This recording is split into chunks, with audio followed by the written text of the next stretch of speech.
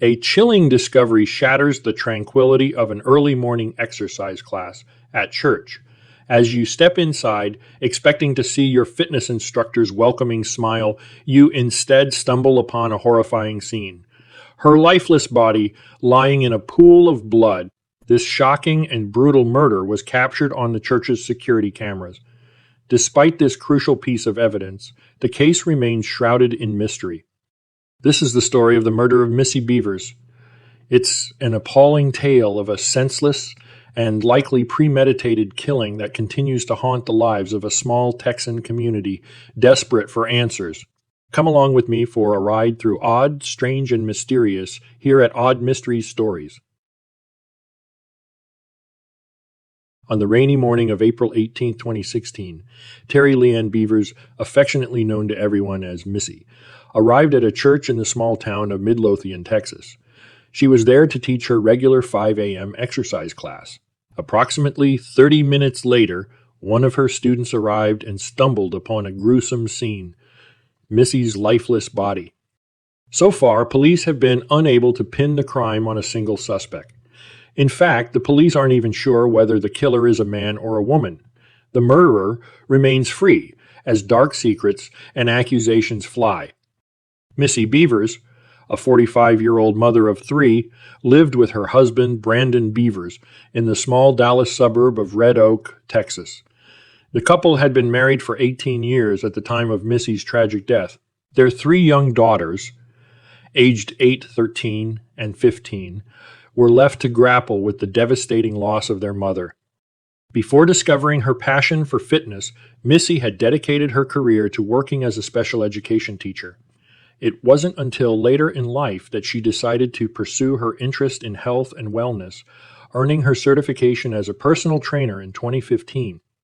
Missy then joined Camp Gladiator, a company that organizes outdoor fitness boot camps. She found her niche teaching these energetic classes at the Creekside Church of Christ in Midlothian, conveniently located just a 30-minute drive from her home. Missy's dedication to her new career with Camp Gladiator began to strain her relationships with her family, particularly with her mother-in-law, Marcia Tucker. The demanding nature of her job consumed a significant portion of Missy's time and energy. Tensions were high a few weeks before the murder when Missy's husband, Brandon, required minor surgery. Instead of being by his side, Missy was working, leaving Marcia to accompany Brandon to the hospital. As a fitness instructor, Missy was liked by her loyal and dedicated students. They were undeterred by the demanding 5 a.m. start time of the 1-hour, full-body workout class. However, as I delved deeper into my research, I discovered that Missy had some skeletons in her closet, a past that would become a crucial factor in the story of her murder. In 2014, Missy had engaged in an extramarital affair, a transgression that her husband, Brandon, would later reveal to the press as something the couple had been working to overcome.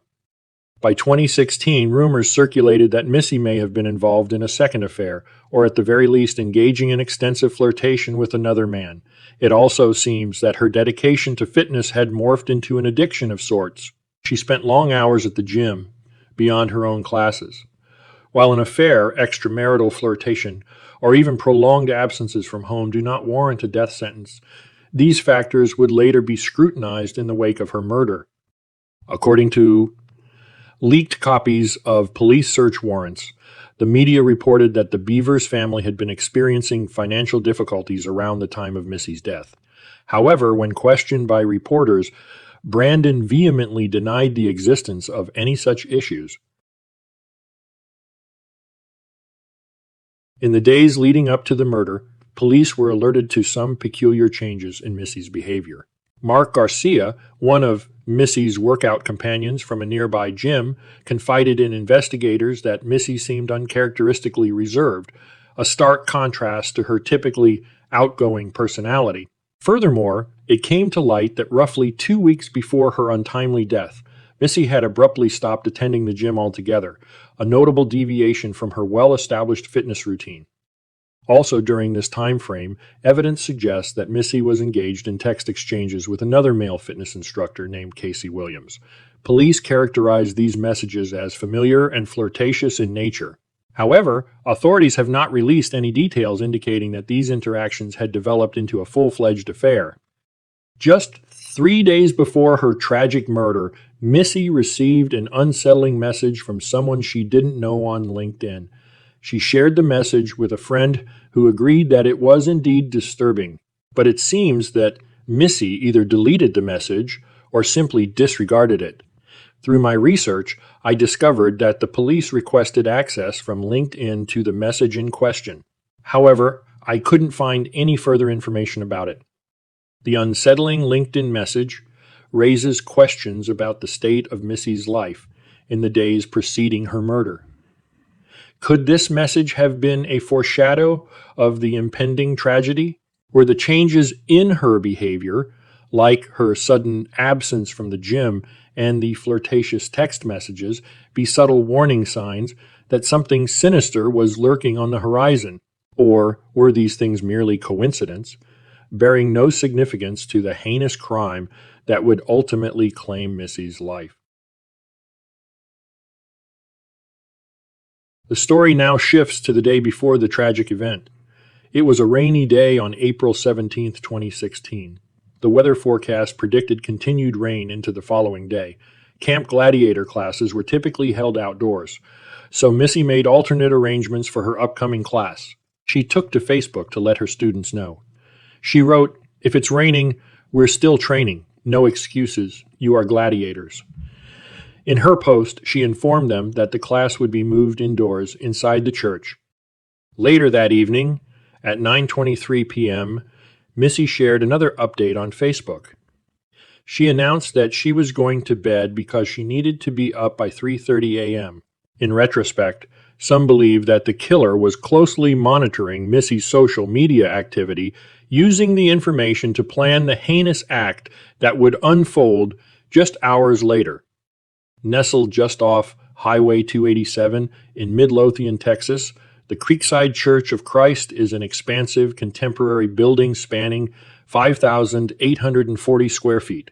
Midlothian is a tight-knit community of approximately 40,000 residents.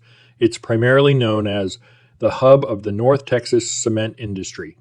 There isn't typically much violent crime in the town, mostly just property offenses and theft, a far cry from the sinister events that would soon take place within its borders.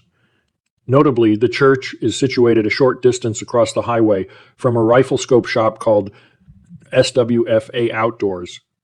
The rear of the church property abuts North Prong Creek and a stretch of undeveloped land, along with dense clusters of trees. This secluded area could provide a convenient escape route for the perpetrator, allowing them to evade detection on foot. The Creekside Church of Christ had a respectable security system in place, consisting of a network of outdoor and indoor cameras designed to safeguard the premises. Tragically, on the day of Missy Bevers' murder, the outdoor cameras were not operational. The reason behind this malfunction remains a mystery. It is unclear whether the perpetrator deliberately disabled the cameras, exploited a pre-existing technical issue, or simply benefited from a fluke coincidence. This detail casts an even more suspicious light on the crime, given the church's reliance on its surveillance system. Curiously, the building lacked any supplementary alarm, a fact that the killer may have been aware of and used to their advantage. Also, as you will soon discover, the perpetrator exhibited a brazen disregard for the indoor cameras, suggesting a level of planning and familiarity with the church's security vulnerabilities. At 3:50 a.m. on the morning of April 18th, the suspect, clad head to toe in black police riot gear, breached the Creekside Church. The assailant's attire included a dark, tinted helmet, gloves, a jacket emblazoned with the word police, and black pants. A headlamp appeared to be affixed to the perpetrator's helmet. Despite the presence of full-color surveillance cameras, the killer's identity remained concealed. Their gear effectively obscured their face, identity, and even clues as to whether they were male or female.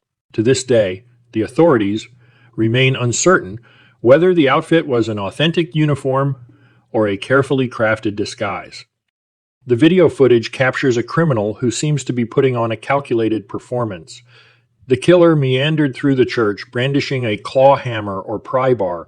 Investigators believe that the suspect used this tool to shatter the glass and gain entry through a side door. The perpetrator may have also been carrying a phone in their other hand, although the camera footage does not provide a clear view of this detail. The killer's movements throughout the church appeared both aimless and deliberate. The individual opened doors and peered into various rooms before moving on to the next. They would occasionally test locked internal doors, while bypassing others entirely. At one point, the killer seemed to make direct eye contact with an interior camera. This hinted at a level of familiarity with the church's layout and surveillance system. Was the killer looking for the perfect spot to commit murder or hide the body? If the killer had any intention of staging a robbery, their efforts were woefully inadequate. The assailant made no attempt to steal Missy's wedding ring.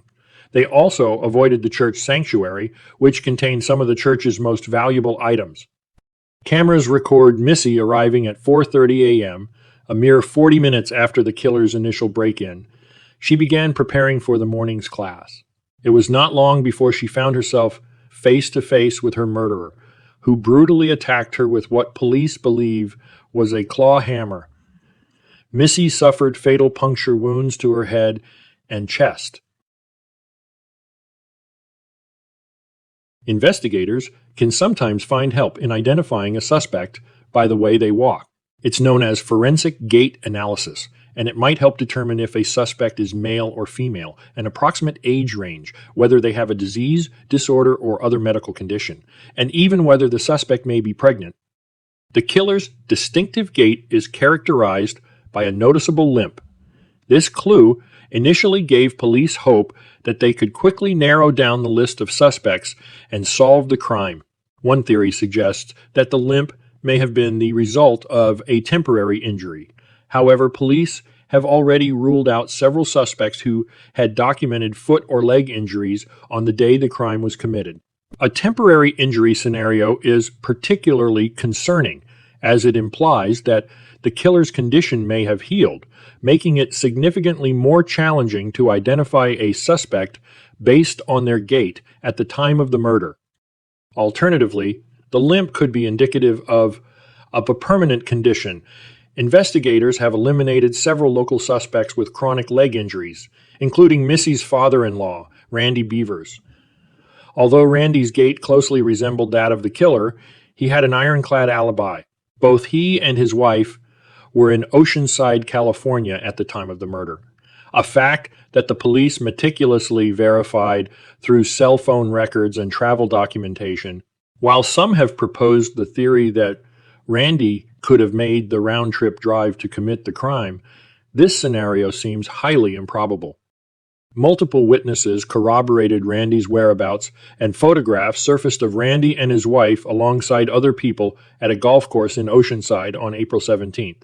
The police went as far as contacting the golf course to confirm his presence there on the day in question. Some individuals have put forth the notion that the killer was acquainted with Randy and deliberately mimicked his distinctive gait to cast suspicion upon him. However, convincingly imitating another person's specific walking pattern is an exceptionally difficult feat, typically requiring the expertise of a skilled actor. Another plausible theory says that the killer may have intentionally worn oversized shoes to further obscure their identity. The ill-fitting footwear could have contributed to the killer's peculiar walking pattern, adding another layer of complexity to the investigation. An alternative hypothesis suggests that the killer simply adopted a limp as an additional means of concealing their identity without necessarily imitating any specific individual. One of the most intriguing aspects of this case is the compelling evidence suggesting that the killer might have been a woman. Police have described the killer's gait as possessing a distinctly feminine quality, with some observers even likening the assailant's walk to that of a pregnant woman. The killer was not the only individual captured on camera that night. Security footage reveals a silver car recorded at 2 a.m. meandering around in the nearby gun shop parking lot. It had reflective license plates, causing the glare from the brake lights and street lights to obscure the plate number. The plates appear little more than a white glow. The camera system itself was black and white, further complicating efforts to see details about the vehicle. The car maneuvered slowly, intermittently turning its lights on and off. At one point, the driver briefly parked, before ultimately exiting the parking lot. This erratic behavior could be entirely unrelated to the murder, or it could hold several significant implications. For instance, the gun shop may have been the original target for robbery, or maybe the car belonged to a lost traveler. Another possibility is that the killer was scouting for a nearby parking spot that was not monitored by surveillance cameras. Notably, there is no video footage capturing the killer exiting a vehicle or approaching the church, and there is also no footage providing a clear view of the person driving the silver car. The spouse of a murder victim is nearly always one of the first suspects, and Brandon Bevers was no exception. However, Brandon had an airtight alibi. He was away on a fishing trip in Mississippi. Police verified his alibi by checking with the airlines and by performing a cell phone dump to verify his phone's location. A few investigators drove to Biloxi to confirm that Brandon was there at the time of the murder. Some people have suggested that Brandon hired a killer and then arranged to have a convenient alibi for that day. But the FBI studied Brandon's accounts. There were no large or unusual deposits or withdrawals that might have indicated a payout to a killer for hire. Brandon was one of the first suspects eliminated, but there have been many more. Police issued a warrant to AT&T and later pulled 9 telephone numbers of interest. If the owner of any of those phone numbers is still a suspect, it's one they don't have enough evidence to arrest. Also recall that police got warrants for LinkedIn data. In other warrants, police spoke of financial and marital problems that the Bevers were having. Brandon denied any financial issues, and the statement may have been made primarily to convince a judge to issue a warrant in the first place. Either way, police later told the press that they did not believe financial problems were related to Missy's death. Another red herring came in the form of a woman's white long-sleeve shirt that Randy Bevers dropped off at the cleaners. Missy's sister-in-law, Christy Stout, told police and reporters that 2 dogs had fought in her kitchen, and 1 dog had died. Sure enough, police conducted DNA testing on the shirt and found that the blood belonged to animals. Many have held on to the bloody shirt as a clue anyway, but it's worth remembering that any blood from Missy's murder wouldn't be on a white shirt.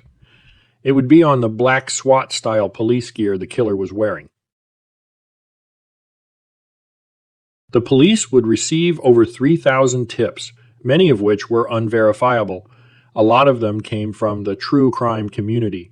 Thanks to this being a very recent case with a victim having a strong social media presence, a wealth of armchair sleuths have launched their own investigations. Some have even harassed and doxed members of the community. One report spoke of a likely podcaster stealing a possible suspect's trash. Police have followed up on every tip, even the ones generated by podcasters. They've cleared many of the podcasters' favorite suspects.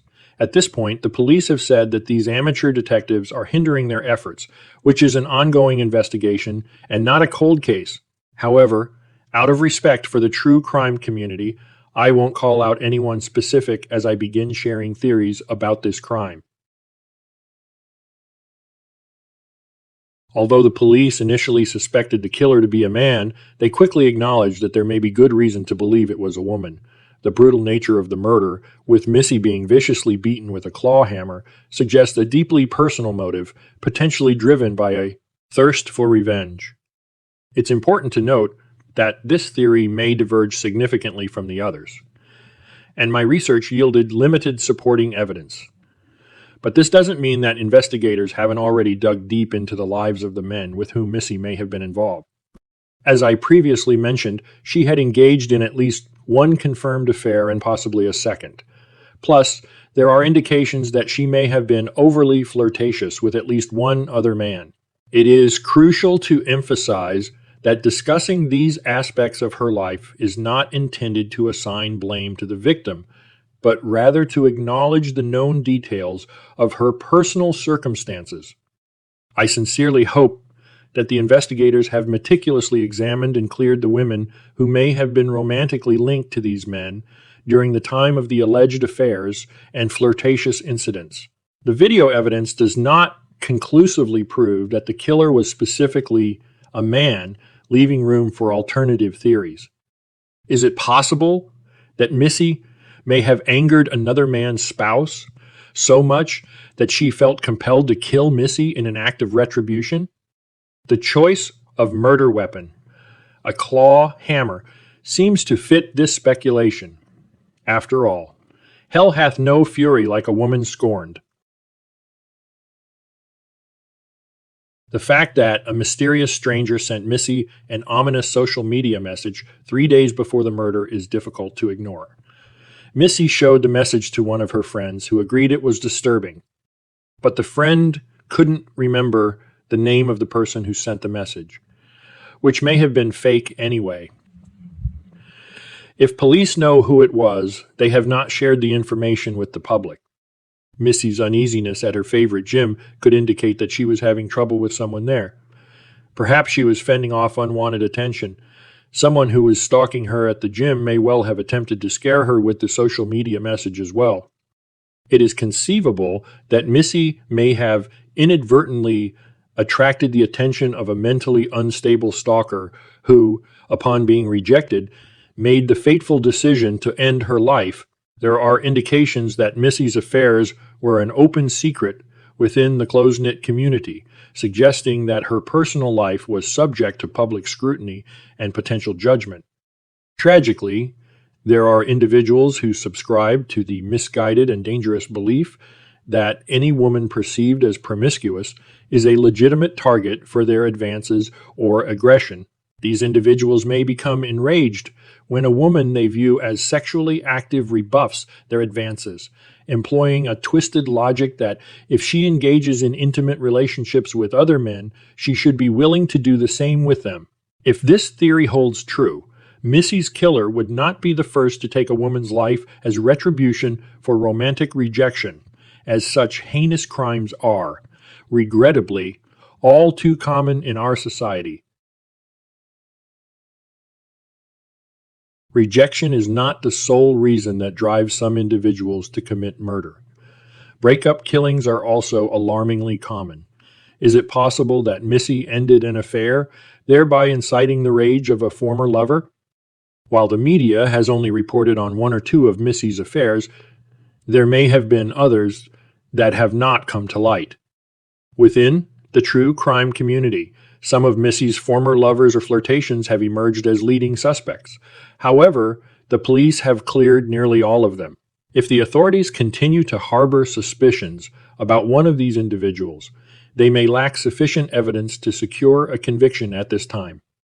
The police have gone so far as to collect garbage from certain suspects, and it has been revealed that at least one of them owned a silver car matching the make and model police seek based on the camera footage, but no further details have been released.